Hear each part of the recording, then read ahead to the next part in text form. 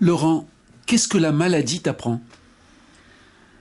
Énormément de choses. C'est pour ça que je veux appeler ce livre et que j'ai promis à mes infirmières de Sainte-Anne de le leur dédier, parce que je l'appelle Nuit d'éveil à Sainte-Anne. C'est un éveil, c'est le satori de la tradition japonaise. C'est-à-dire que j'étais un homme qui avait les yeux fermés sur une certaine part de la réalité, de la souffrance, de la maladie, le handicap. Bien sûr que je savais que ça existait, je ne suis pas idiot.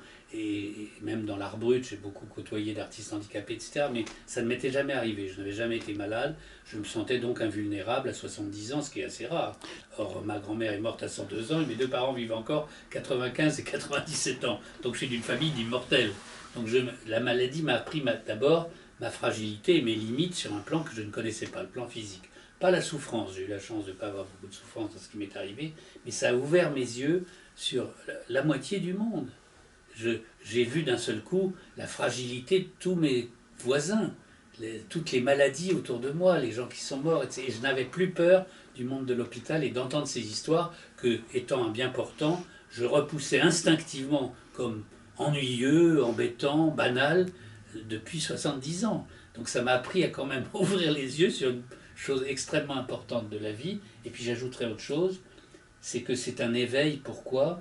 Parce qu'on présente toujours la maladie, surtout si on prend cet affreux mot de cancer qui fait peur à tout le monde, et qui fait peur d'abord aux médecins, c'est ce qui est très amusant, et qui fait peur à mes amis, parce que je m'amuse de voir que les gens ont plus peur de ma maladie que moi-même.